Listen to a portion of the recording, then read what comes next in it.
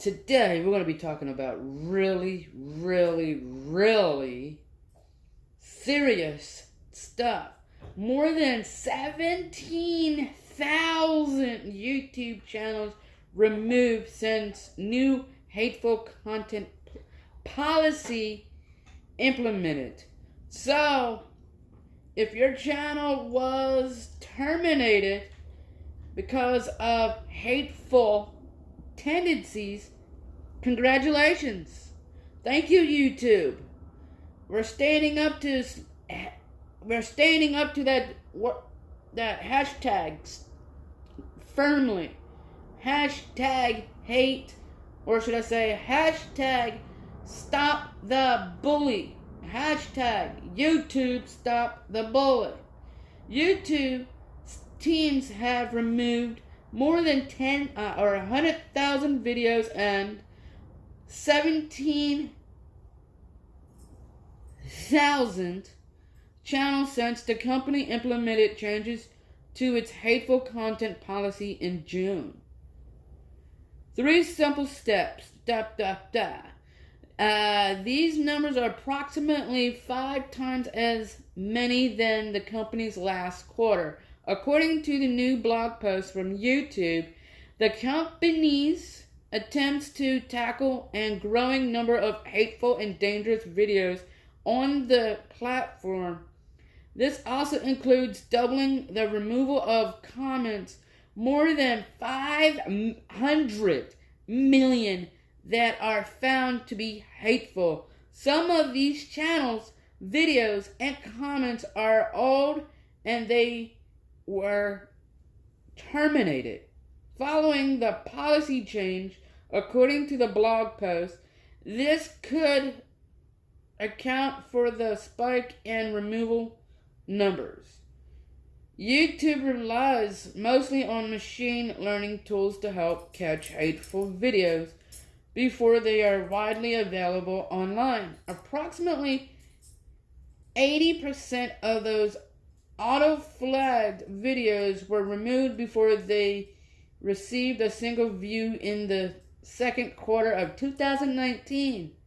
Wow. That is tremendous work on the part of YouTube. Hooray. Hooray. YouTube, you need to work a little harder, man. We love the platform. We just hate how the trolls, the bullies, and the harassing part has done great numbers to hurt your loving content creators. We've been removing harmful content since YouTube was started, but our investment in this work has accelerated in recent years. The blog post reads, over the 18 months, we reduced views on videos that are later removed for violating our policies by 80%. And we're continuously working to reduce the number farther. Hell freaking yes. Yes, YouTube. Woo! Come on, people. Start putting that hashtag up so your channel will be safe. Hashtag stop YouTube. Stop the bullying. Stop the bullying. Yeah, put that hashtag up so YouTube can know that you are for what they're doing. Heck yeah, I'm for it. Come on, YouTube. Bring the hurt. Bring it. Still, it's difficult to assess what those numbers mount without proper context of scope. More than 500 hours of videos are uploaded to YouTube every single minute. That's a lot. There are more than 20 million YouTube channels in 2018, according to the analytics firm Social Blade. YouTube has nearly 2 billion monthly logged users. 2 billion. Could you manage that? Could you? That seems like a lot of users. Gross numbers in a few percentage points without the additional contents does not paint a clear picture on how much the problem YouTube is able to tackle right now. Yeah. You chewed way more than you bargained for, YouTube. You did, but you're doing a good job. I ain't dogging you. Write it down in the comments.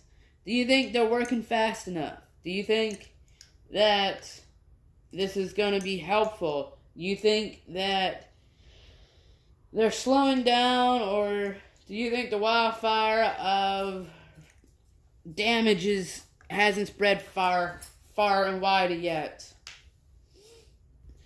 So in this blog here, it says part of the approach, YouTube's approach to tackling the growing issue is using the intelligent desk to keep an eye on what other people are seeing. The desk launched in January 2018, the same month that the vlogger Logan Paul uploaded a video of a dead man's body hanging from a tree. That was seen millions of times before it was removed. The team monitored the news, social media, and users' reports. Whew, that's a lot. Golly. Yeah, that's the year when I lost. It's been about a year or so that I've lost, 2 years actually, almost. Next year will be 2 years since I lost monetization because of Logan Paul.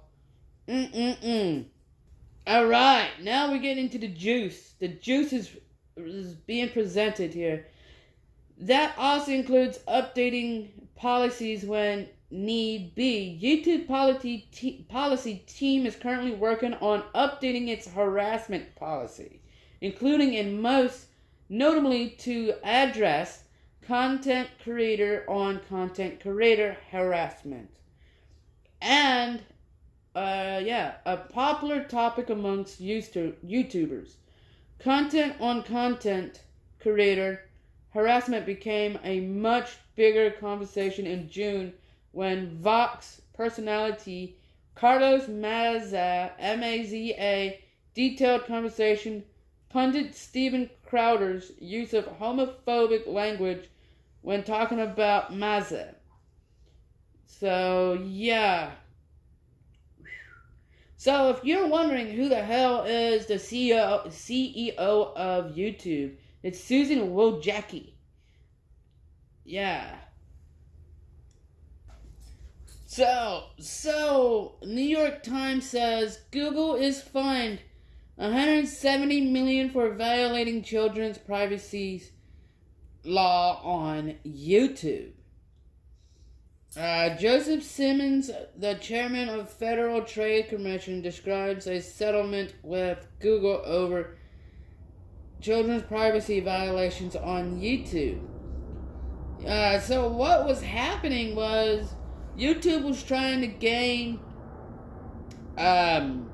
data to see what age groups, and some parent noticed what was going on and I guess complained about that and made a big fuss about it. I don't really know, but I'm reading a story here. It says Google agreed on Wednesday to pay, this is in September 4th, to pay a record $170 million fine and make changes to protect children's privacy on YouTube. As regulators said the video site had knowingly and illegally harvested personal information from children and used it to profit by targeting them with ads. Yeah, I've noticed that. You know, like there's even ads in like animal commercials. Like say like Coyote Peterson. He targets his channel is more of a children's demographic, and why would you commercials in that, like, adult commercials in some instances. In that, like, kids can't buy that product. Why are you gonna put a commercial in kids' shows? Like, I like Coyote Peterson. I like the fact that he goes up there and finds wild critters. And it is quite stupid of him to get bit practically for free by some of those animals that he encounters.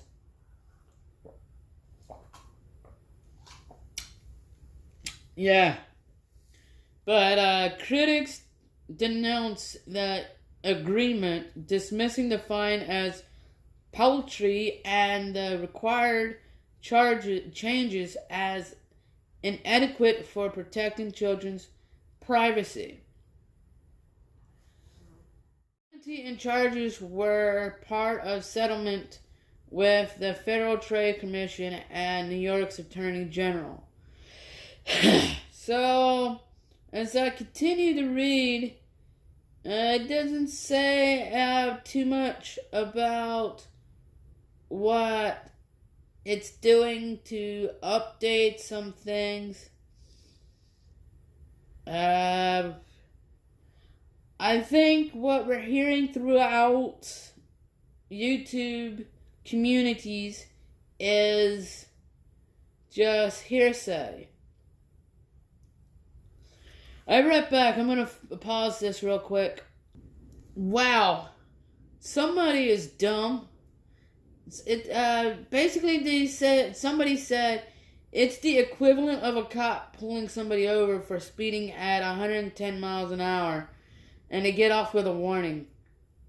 You know, I don't know when the last time a person or an ordinary person lost $170 million for the next 3 years. Feels like.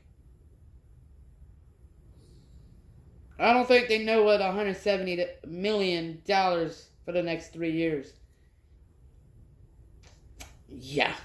I don't think so. I don't know how that feels, but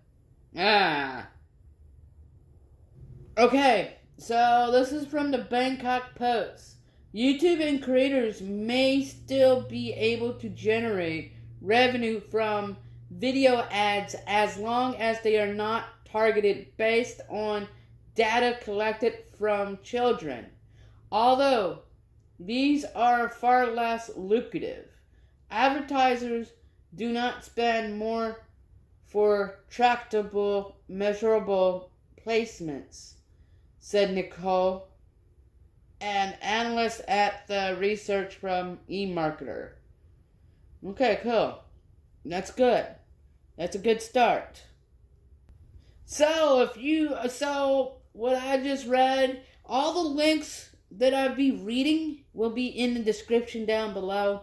So some of these changes include fully re-ramming stages, naming to make these feel less kid-oriented, cutting out popular series dedicated to toys or games, taking up vlogging, and specifically shifting videos to target teens. Essentially, these changes targets kids' content to a slightly older demographic that isn't covered by the $170 million settlement with the Federal Trade Commission. So there is a loophole. You can't target anything under 13 now. You have to target 13 and above. Basically, that is what is going on right now. So, all the links you really want to see is down below. I'm covering this because this seems like a very important topic to a lot of people. So what is basically being said is that these changes retargets kids' content to a slightly older demographic that isn't covered by the $170 million settlement with the Federal Trade Commission over alleged children's privacy laws. So, due to the settlement, YouTube will have to stop collecting data on videos that are targeted towards kids under the age of 12. And creators who make videos for children, such as unboxing toys or art lessons, will have to clearly label their content as being intended for kids. For creators, this means any videos they make for kids won't be eligible to run targeted ads, which they fear could dramatically reduce their revenue.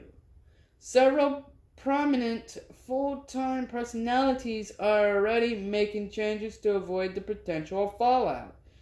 Taya from My Froggy Stuff, 2.1 million subscribers.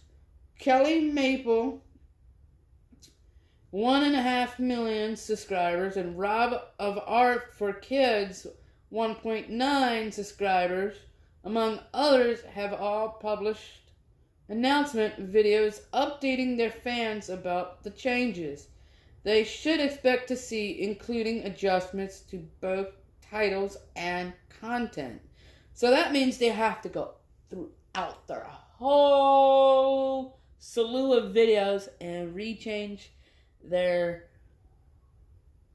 titles. Damn, that's crazy. Wow. Yeah. Their goal is to avoid losing revenue by being swept up under YouTube's broad new category. So this will take an effect of January 2020. Yeah. So they got a few months.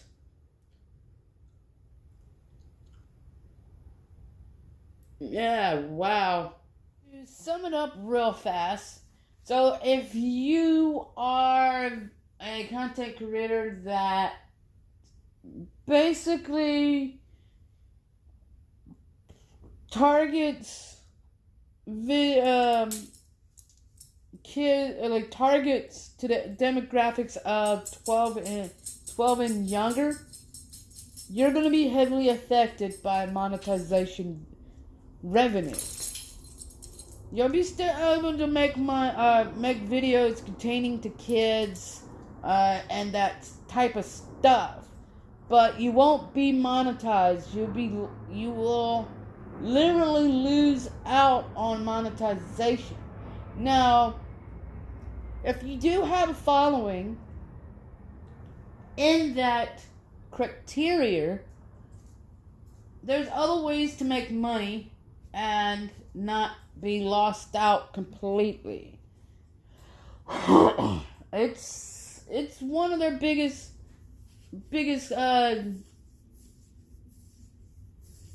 punch. It's one of their biggest punch that most of this content creators have.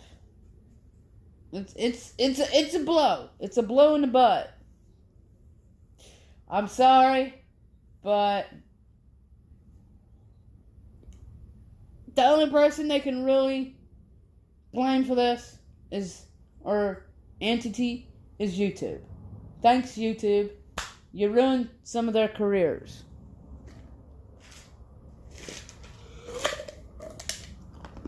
I don't know.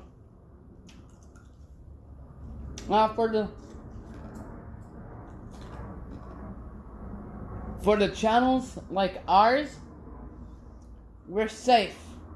Now, the channels that deemed to be violent and threatening and repetitive type stuff that has no value to it, they're going to be gone. Channels that are safe, like mine and many others, they'd be alright. They're not gonna go nowhere. And yes, I have gave YouTube my links to my channel when they questioned me. I wrote a letter to them and they asked me for the links that are asked to be in review. And they're like, that one is your link, right? And I was like, yes. And they did write me back and said, nice little channel you got there. And I hope you do good. They send me props. Hell yeah. Yeah.